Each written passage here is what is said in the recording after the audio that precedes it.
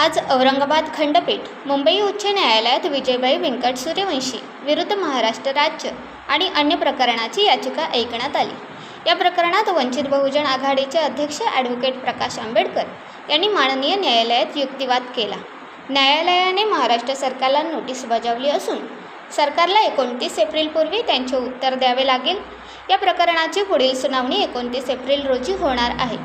यावेळी वंचित बहुजन आघाडीचे नेते ॲडव्होकेट बाळासाहेब आंबेडकर यांनी माध्यमांशी संवाद साधला।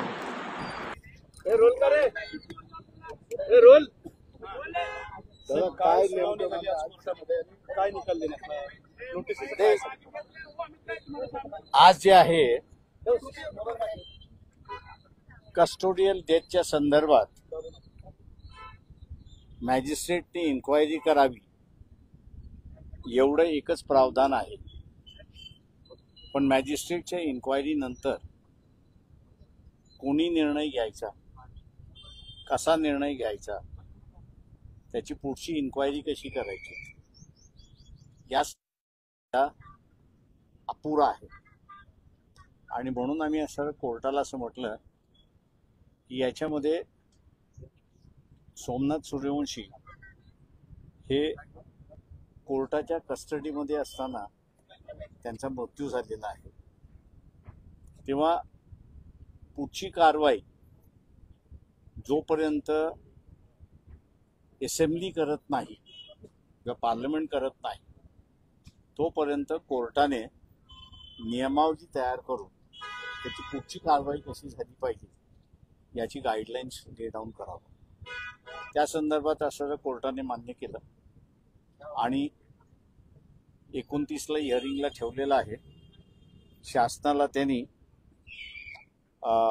नोटीस काढलेली आहे का तिथे आम्ही असं SITची सुद्धा मागणी करतो की SIT नेमण्यात यावी, पण ही SIT सरकार नेमणार नाही तर कोर्ट नेमेल आणि ती कोर्टाच्या अंडर राहील असं आम्ही प्रेयर त्या ठिकाणी केलेला आहे। आता कोर्ट ग्रांट करतं का ते बघणं महत्वाचं। कन्सिडर केले असं कोर्टानं म्हटलंय ना की तुमची याचिका कन्सिडर ते आमची कन्सिडर म्हणजे ती नोटीस काढली म्हणजे त्यांनी कन्सिडर केलं हे होतच। बदलापूर प्रकरणाशी तुम्ही संबंध जुळवण्यात सांगितलेलं आहे, नेमकं दोन्ही सिमिलर कसे आहेत ते बदलापूर मधली सुद्धा कस्टोडियल डेथ आहे, पण बदलापूरच्या ह्याच्यामध्ये असणारं एमिनेस क्युरिया म्हणजे त्या आई वडिलांनी ती पिटिशन विड्रॉ केलेली आहे, कोर्टाने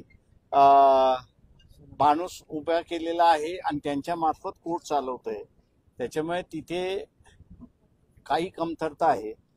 ती कमतरता मला वाटतं या पिटिशन मार्फत आम्ही असणारा दुरुस्त करू एवढं त्याच्यामध्ये आहे। सुपरविजन करावं अशी तुम्ही भूमिका घेतलेली आहे। हो, माझं म्हणणं असं आहे की त्याच्यामध्ये आरोपी जो आहे ते राज्य शासनच आरोपी आहे आणि राज्य शासन आरोपी असल्यामुळे इन्क्वायरी कशी होते याचं त्यांना आम्ही असा नमुना दाखवला आणि त्याच्या आधारे आम्ही असं म्हटलं की गाईडलाईन ज्या येतील त्या गाईडलाईन्समध्ये मॉनिटर हे कोर्टाने केलेलं अधिक चांगलं राहील।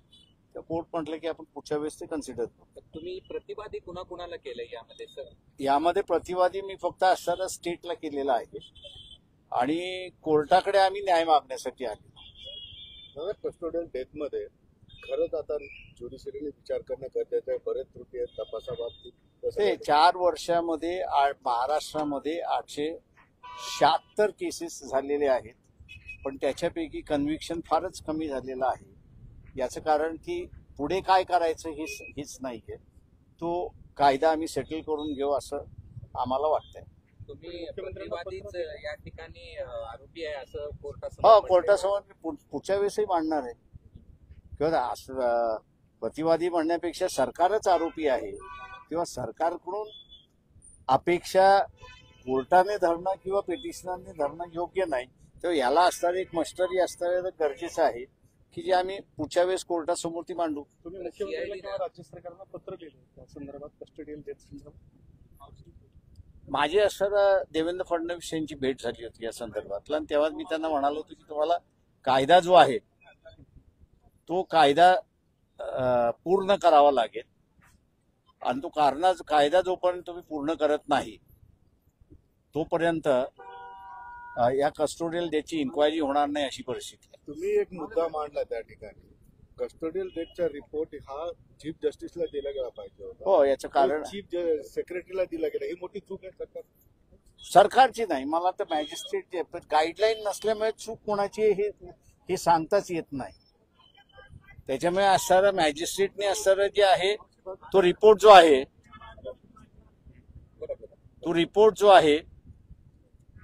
त्यांनी चीफ सेक्रेटरीकडे पाठवला. तो चीफ जस्टिसकडे जायला पाहिजे. तो हायकोर्टाच्या चीफ जस्टिसकडे गेला पाहिजे किंवा सुप्रीम कोर्टाच्या चीफ जस्टिसकडे गेला पाहिजे, म्हणजे त्याला डायरेक्शन होती. मग हे डायरेक्शन तुमच्या केसनुसार रेस होते. आता आमच्या रेस फायनल होईल. या सगळ्या चला, थँक्यू. सीआयडीनं मध्यंतरी या प्रकरणामध्ये चौकशी केली होती. त्याला आरोपी करणार आहे मी, पुढच्या वेळेस त्याला आरोपी म्हणून आणणार आहे सीआयडी सीआयडीला.